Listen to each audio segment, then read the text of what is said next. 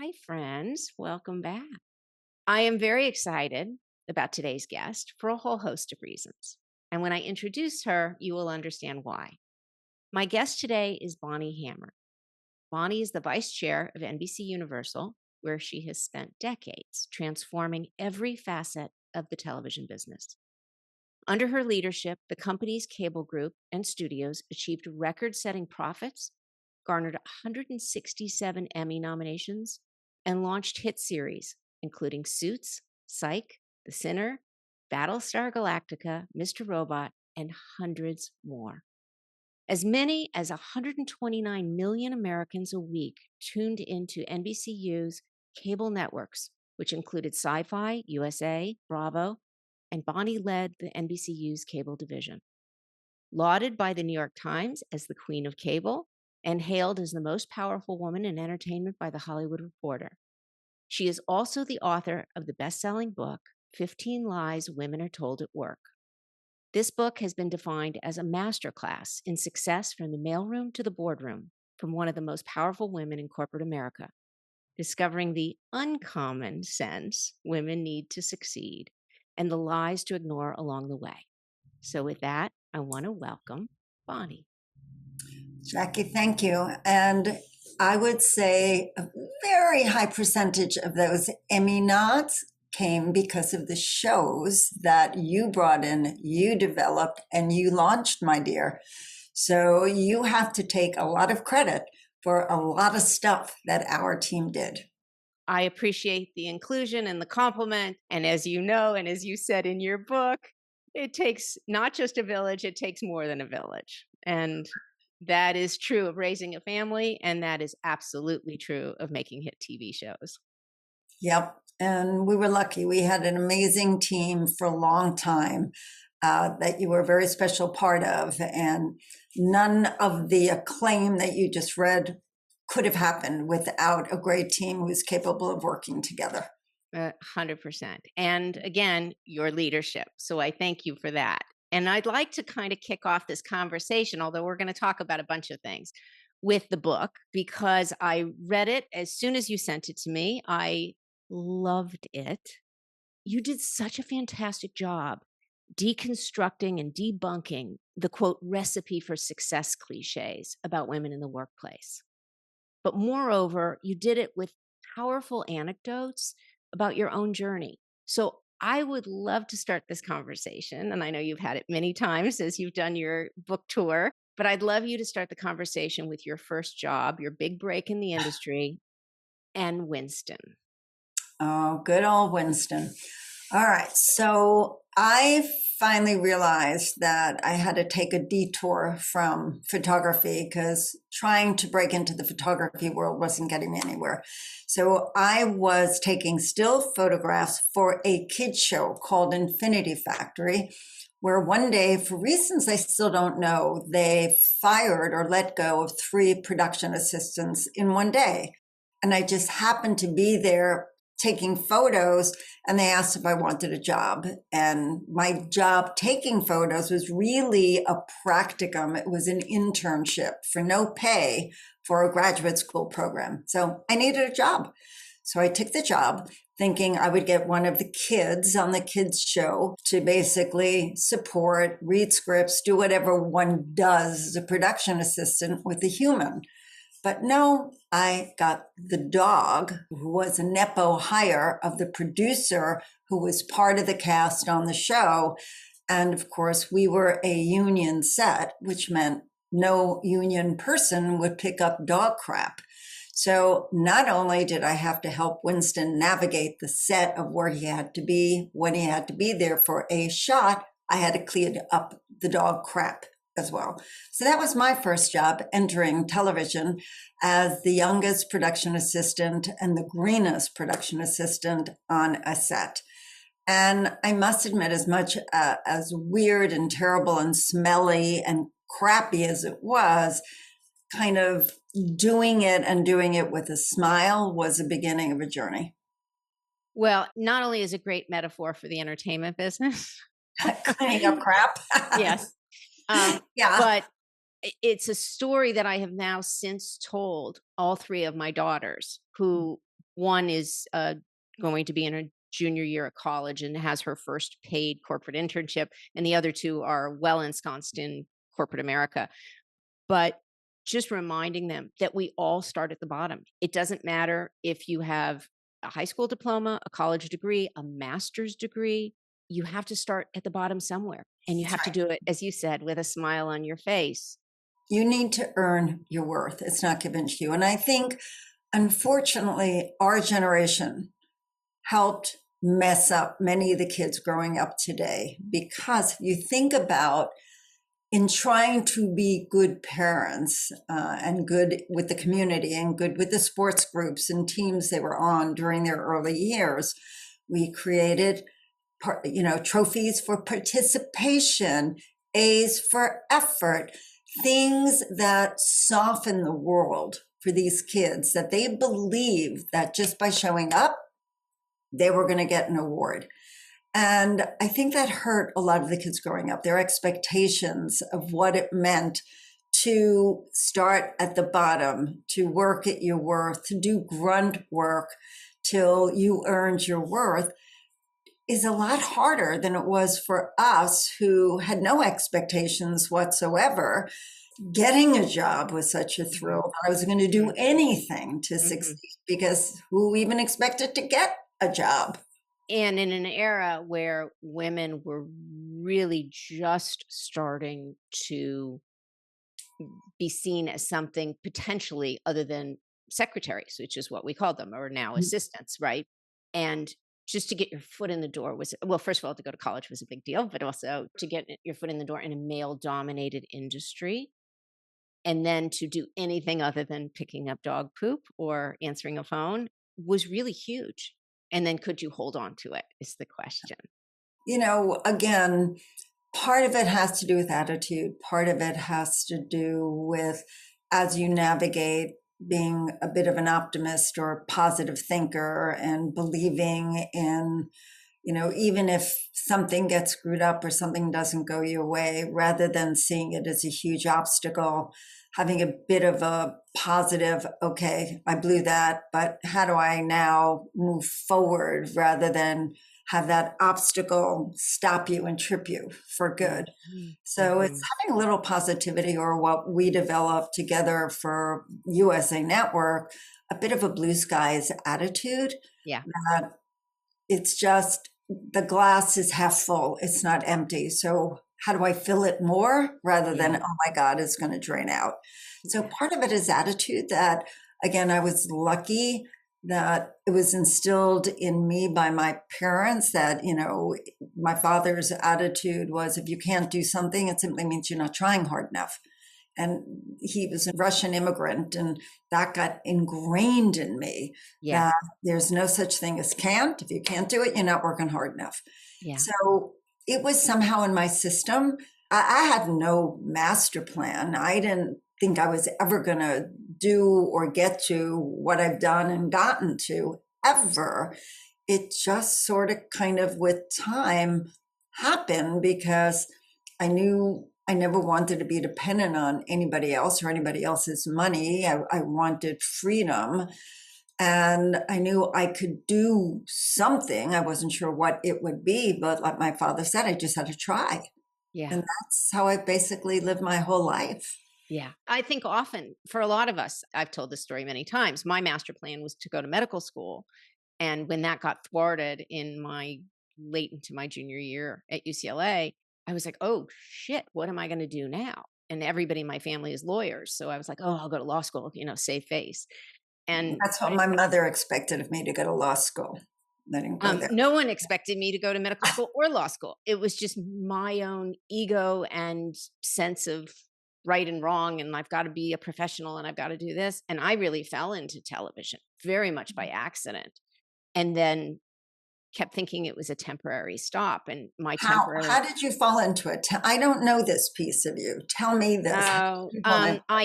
literally answered an ad at the UCLA job board in the days where there were 3x5 index cards on a bulletin board with a push pin. Remember And those? there was one card that said secretary to a producer and nothing else and a phone number. And I went to work for that producer who was a kind of classic Hollywood feature producer, a true, I hate to say it, a true asshole. And I lasted 6 weeks because he didn't like where I put his tea on the coffee table. Like, yeah, he was that guy. And I thought to myself, "Oh my god, like, I was on my way to medical school, and I'm getting, like, barked at by a guy because he doesn't like where I put the tea on his coffee table in a meeting." And I thought, "Well, that's the end of my that's the end of my career because, you'll never eat lunch in this town again," kinda thing. Yeah. And my brother was a young, very young entertainment attorney at the time and was just starting to, put together a roster of clients, and he had these brand new, very, very, very, very young clients. I mean, I think they were a boyfriend and girlfriend at the time, and they were writers, and they had just signed this deal at New World Television. And he's like, "Come to lunch with me, and I'll introduce you because they need a secretary." And I was like, "Okay." So we went to Nate and Al's in Beverly Hills, and over a corned beef sandwich, the boyfriend of the writing team says Yeah. to me, "Can you type?" And I was like, "Yes, I can." And he's like, "Great, you're hired." And I was like, "Okay, that worked." They went on to create a year later, The Wonder Years, which Wow. was I don't need to tell you, a monster hit out of the gate. Emmy Awards and covers of magazines and, just a real trailblazer because it was really one of the few single camera comedies on the air at the time. And they left the show and I went to work for the studio for 6 months, and then I heard a call. I was rolling calls with my boss at the time, and I heard there was an opening for an executive at ABC and Current, and I called a friend and I said, "Do you know anybody there?" And he's like, "Yeah, my brother works there." And I went and interviewed with Ted Harbert and I got the job. I did not even put Ted and you together. I knew about ABC, but I didn't realize it was Ted. Yeah, That's he funny. hired me after yelling at me for wasting his time in the interview because it was a director level position and I thought it was a manager level position. It was my miscommunication with the person I was overhearing the phone call with. And he's like, "You're not qualified." And then he quizzed me on every ABC show and I had an answer for every single question. He goes, "Okay, you're hired." Well, that's And Ted. that's how I That's became great. an executive, and I ended up covering the Wonder Years. So from literally picking up, Wow. no joke, the dog poop of the executive producers who created it, who are not much older than I was, to then being the executive in charge for the network of the show. Wow. And if I remember correctly, we plucked you from ABC with Tony in hand, with Monk in hand, Yes correct? and no. Yes and no. There Okay. was a second round, and I don't want this to be too much about me, but I left ABC, went to 2 studios, went back to ABC, and Okay. then at the end of that tour of duty, I left. Monk had been in development and was put in cast contingent turnaround for what was going to be the second time. I Okay. took my copy of the script with me just because I thought it was interesting and I knew it would end up in cast contingency hell for another. I knew that they would never cast it at ABC. And then Stephen Chow, when we went to work for All USA, right. said, "What do you like?" I handed him the script and he said, "Oh, we've got to get this." So we bought it. Tony was not attached.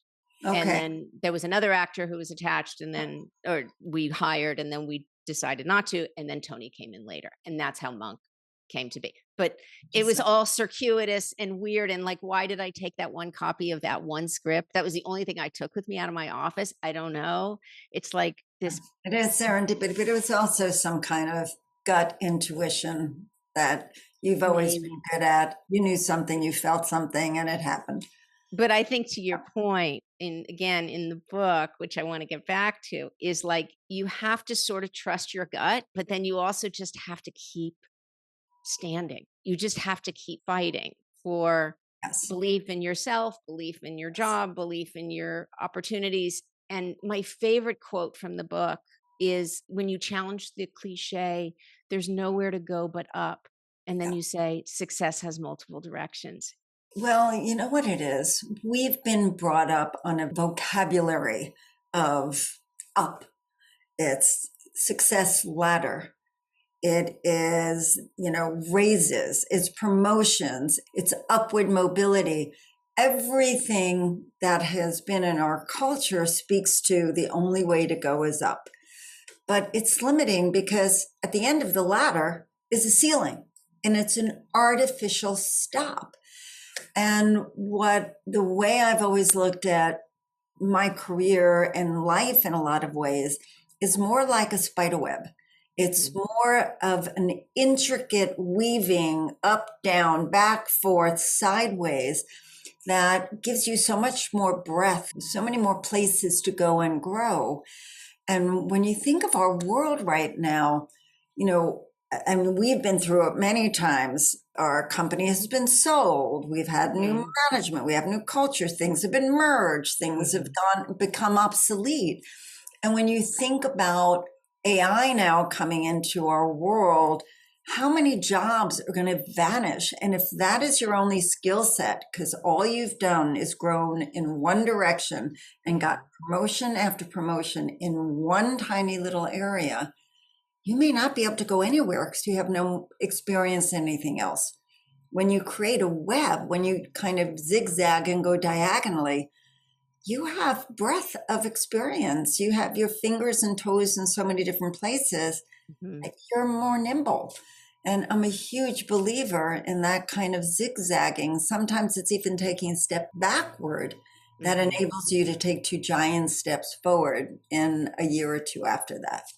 Absolutely. And as somebody who studied photography and whose original intention, I assume, was to be a professional photographer, right? Yeah. I imagine you see Yeah. the world very differently because you see detail and you're notorious. I mean, your reputation precedes you. You have such a great sense of style and taste and attention to detail. And I do believe it's what was so fundamental in the success of launching all the brands and rebranding that you did of USA, Sci-Fi, Bravo, etc. Was you see the detail and you also see the big picture. Details to me were really important. And I think part of that was thanks to photography, but was thanks to my first challenging mentor, who was my professor at BU in photojournalism, who literally, if you came in with a shot that he didn't think was really thought out, that he just thought you had a lazy weekend and didn't do your assignment, he would kick you out of class. He taught Wow. you how to see. He wouldn't let you edit a shot. And these were in the days of dark rooms and Yeah. chemicals. And Yeah. so we would spend hours in the photo lab, and you had to hand in your negative with every photo you handed in so he could make sure that you saw the photograph. You didn't edit it in the dark room. When you think Mm. about all of us now, we take our shots with our iPhones and we have all of these filters and we can Yeah. edit, blow it up, change the color. We can do anything. Yeah. We weren't allowed to do that. First of all, we couldn't in a dark room, but we weren't allowed to do that. So we were taught, and it was a great class, how to see. And I think that ability to see a story in a frame has helped me my entire career Yeah. to be able to tell a story, obviously in a bigger, larger, wider format, but also notice the tiniest things that can throw things off, that detract from the Yeah. story or the photograph or the Yeah. image. So it's been wonderfully helpful. And I do believe in that in so many areas. One is, yes, telling a story, seeing a picture, being able to make sure it all fits and having an attention to detail. But it's also when people just focus on the big picture and not the details, they lose so much in life, but Yeah. also in connection. The details of somebody's life who's a friend, it just, it alienates as opposed to how special it is when somebody remembers the tiniest little detail about you that Yes. all of a sudden makes that connection deeper, more real, and kind of lifelong. Yeah. So I'm a big believer in all kinds of details, and Yeah. it's not the big picture that creates anything. It's the tiny things that add up that really create connection, bonding, or the story. Yeah. Well, you and I share that. And I think that that's very much how I approached television, which is yes, we were telling a big story ultimately, but it was the little details that made me fall in love with a script or advocate for a show to be picked up. And Or the you talent you chose to, basically put in for the character. Yeah. Yeah, and I like that part of it. It's what I like about life. I'm much more interested in the details of someone's life than I am sort of the big broad strokes. It's why I chose this as a second career, because I like listening for the details and the clues in people's lives to help find what the limiting beliefs are or what's holding them back from achieving their dreams. So it's And assessment. It helps in assessment, which I yeah. think is amazing. Yeah, so I love that. The other section, I mean, there's so many in this book because it's just one golden nugget after another. But on page 58, you do a list, which is so powerful, about toxic traits versus tough love with mentors or bosses. And it's just so spot on. And I don't know why it resonated with me so profoundly, except that I wish I had that list early in my career. I wish I could have seen the difference between those two things. Well, it's hard to see it. So much goes back to what you said in the beginning. It's the uncommon sense that we just don't always think about. And when it comes to challenging mentors versus toxic humans, there are some very specific things that make the difference. Mm, Is somebody saying something to you because they want to grow you or help you, or are they trying to put you down?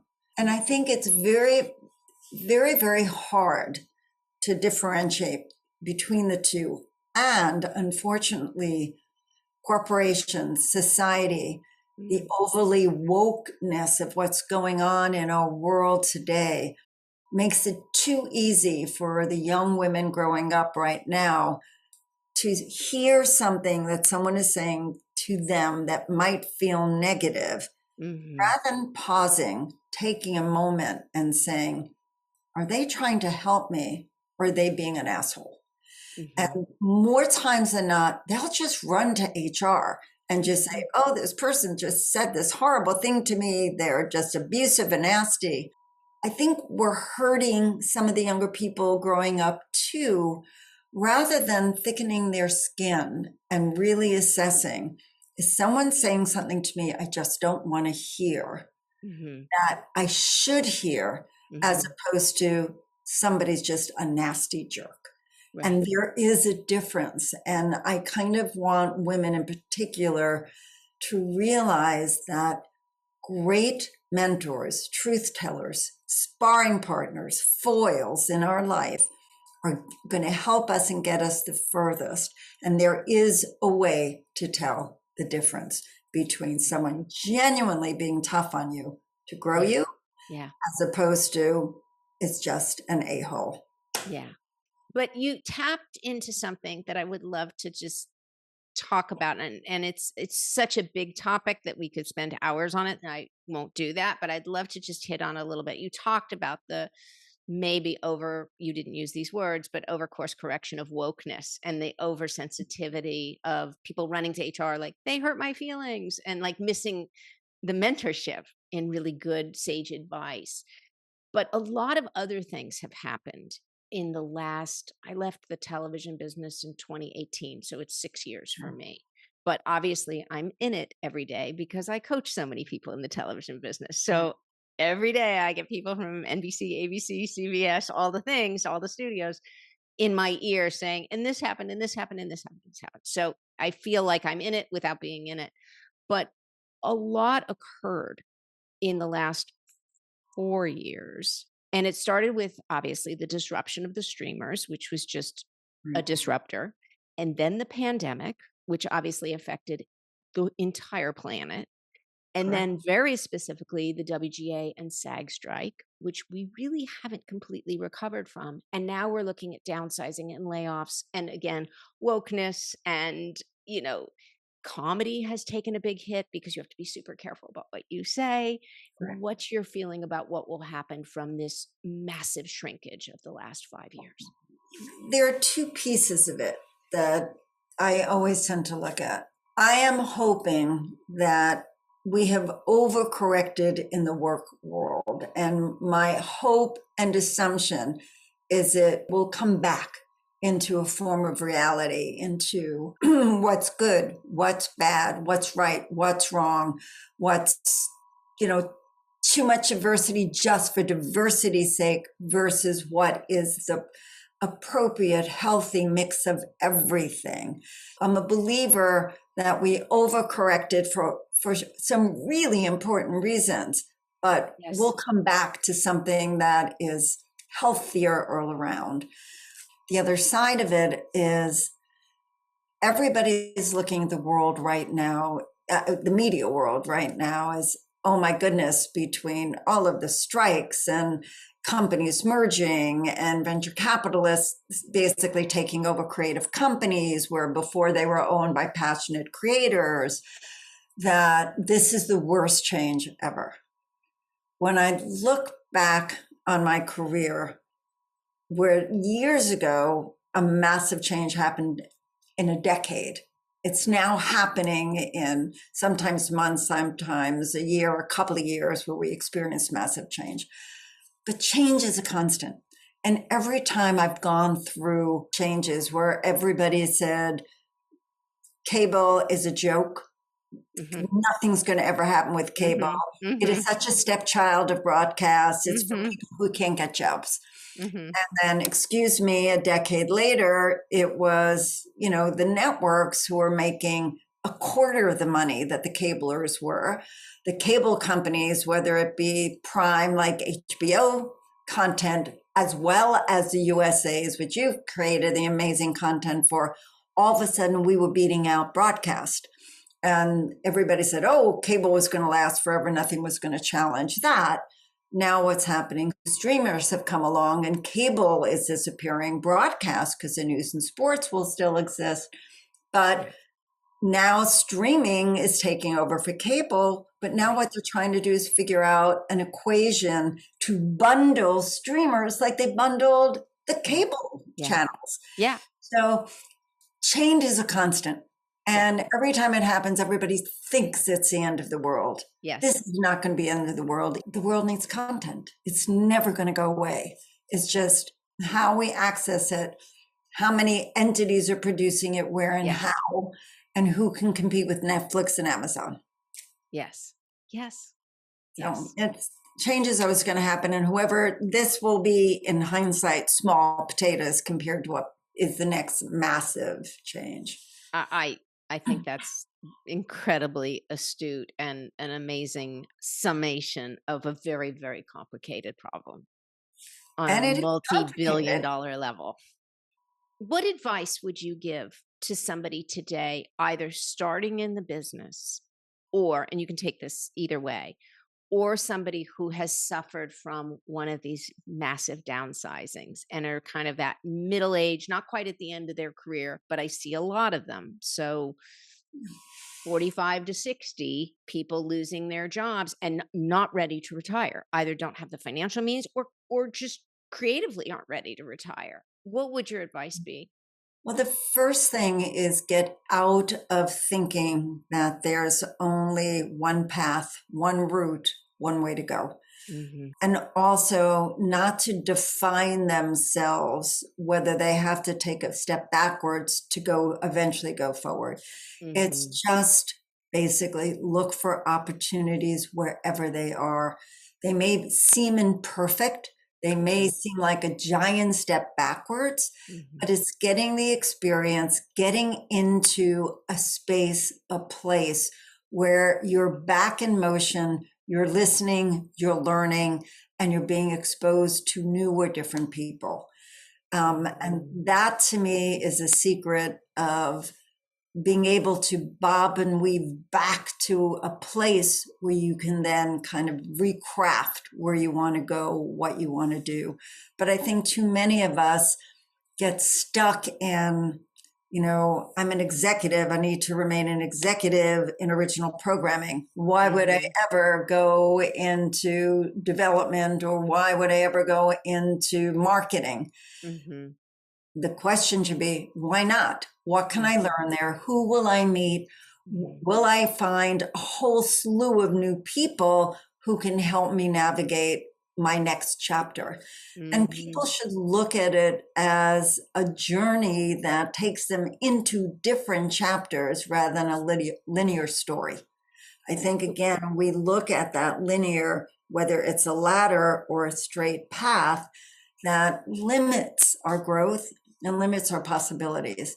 If we could just take a look to the right and the left and just say, okay, even if it's imperfect, I'm going to learn something. I think your metaphor was so perfect, which was of the spider web Mm.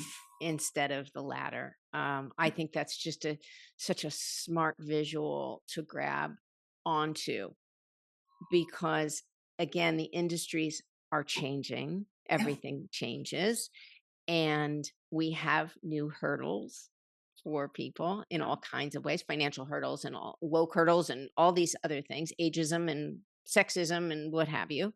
When I think about the two things that I hated the most that I did, and partly because there were no other opportunities at the time, Mm, it was the only thing available to me. I did not want to do them, but it was at a time years ago in public broadcasting. Once you finished a show, you had to wait for a pickup, and they would not employ you in between because they didn't have the money in public mm, broadcasting. mhm, So the first thing I took was overseeing new technology as a director of new technology for WGBH. And we're talking about CDs and DVDs and mhm, 3/4 inch cassettes. I know nobody probably understands those terms anymore, but it gave me a language about technology and new yeah, ways of distributing content, etc., that the only reason I thought Steve Burke was even willing to give me a streamer 30 years later was I had experienced something in technology in my past beyond just content that I understood and was willing to deal with new technology. yeah. Similarly, I think the only reason I became a solid executive was also during my GBH years was I became a unit manager for a documentary series, which meant I was responsible for their budget. Was Now, that This Old now House? this old house I was actually an associate producer for, but this was World. Oh, It was a documentary series on PBS that was produced at WGBH, and all I did was handle the budget. I hated numbers. I was never great at math, but I basically had to keep everybody on budget and figure it all out. And I learned accounting on the job because I had to. But in reality, years later, when people would come to me and say, hey, we have the show, we could do it for this budget, I would literally be able to look at the budget and say, no fucking way you can do that for that budget. I'm sorry. You don't know what you're talking about. And 9 out of 10 times I was right. But because I had spent a year and a half to 2 years dealing with finance, mhm, that it was kind of the secret sauce to making me a solid in the know executive rather than only letting my CFO do that, that I understood what it was to manage the finances of a small team and then a big team. So people shouldn't be afraid of those weird left and right turns, even if it's kind of against your grain. Again, mm. ultimately, you will look back and you will see how they helped you achieve what you then achieve a decade later. Yeah. Such good advice. Such good advice. So, as I mentioned, you have always had impeccable taste, both personally and professionally. And you've also been somebody who really takes very good care of your health and has always looked amazing. So, Very sweet. given that, very true. But given the fact that you spent almost 5 decades in an incredibly high profile, extremely demanding career while being married, while raising a family, while maintaining close friends and colleagues.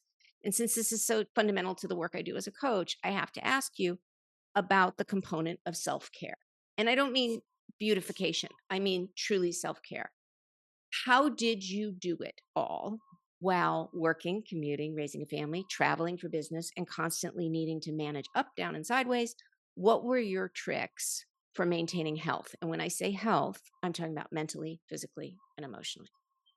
To me, my mind clarity comes when I take a little bit of time and do something for myself. Years ago, it was running. Mm, So I didn't need anywhere other than to get up earlier than I wanted to get up because everybody was still asleep mhm. and go out for a 45 minutes, half hour, never quite got an hour, but I would run. And I didn't run with headsets on. I don't even know when I started running. If you ran, you didn't have the opportunity. I don't even think the iPod existed then. No. But so you would it would be a zone where you almost could meditate while you got physical exercise because you weren't listening to music. You were just going.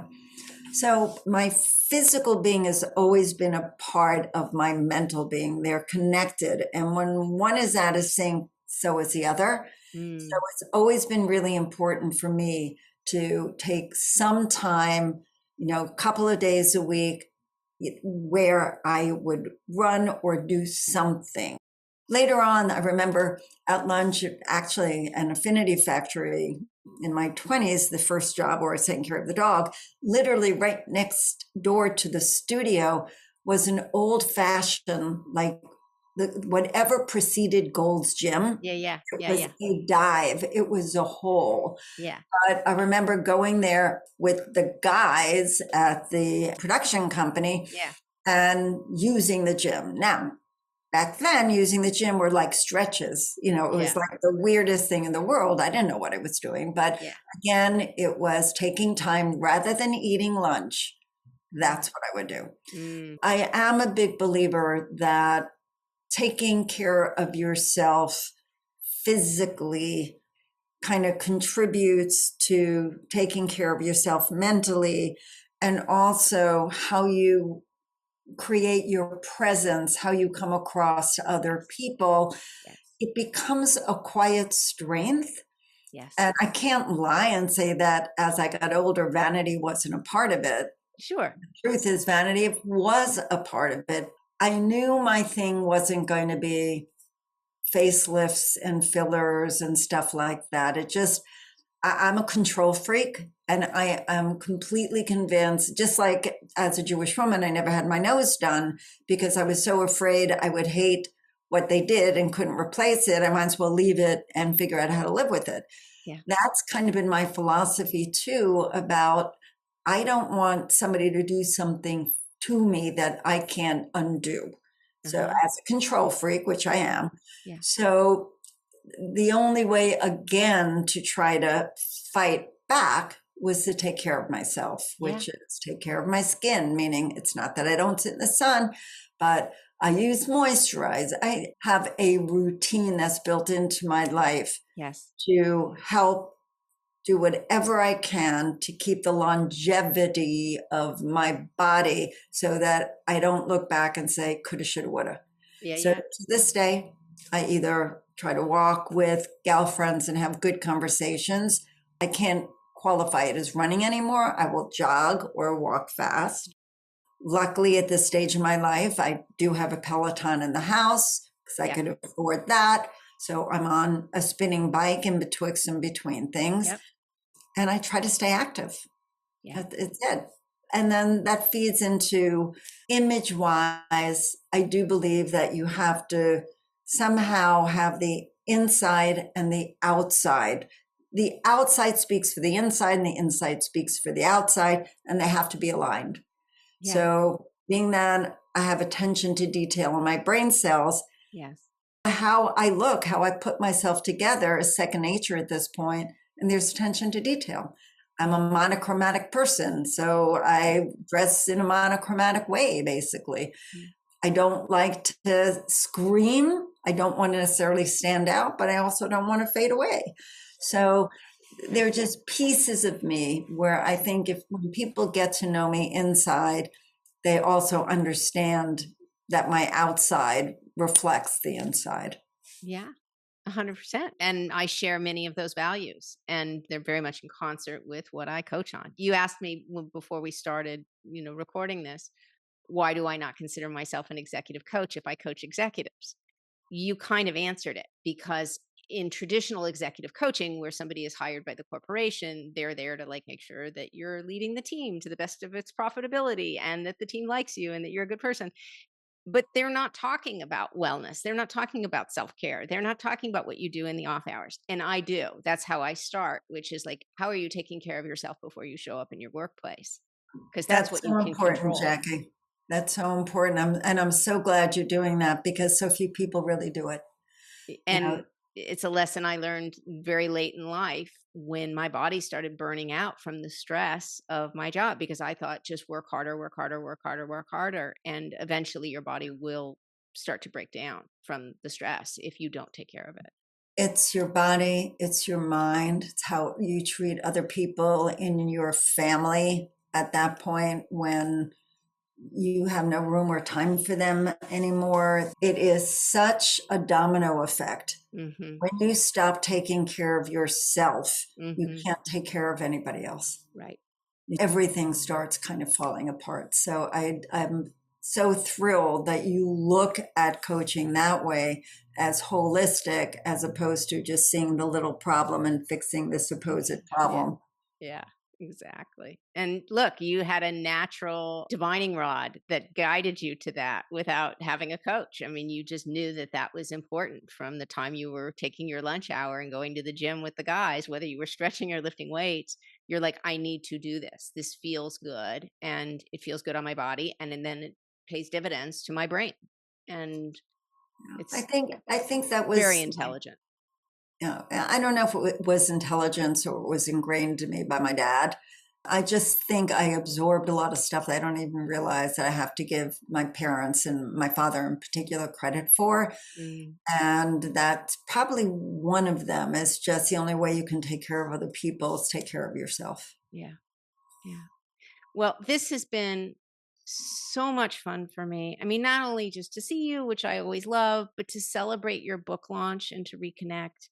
And I just want to wish you continued success with the book. And I just want to remind my listeners again what it's called. It's 15 Lies Women Are Told at Work, and you can buy it wherever you get your books. It is a must read for women in the workplace. Jack, I adore talking to you and I miss you so much in my life on a regular basis. Hawaii is just too far away from the East Coast. It is too far, but we'll meet in the middle and then we'll meet next Yes, time you're here. I'll fly I over to love the it. other island to see you. And we will be back. So we'll definitely plan that. Thank you. Thank you. Be well. Big hugs.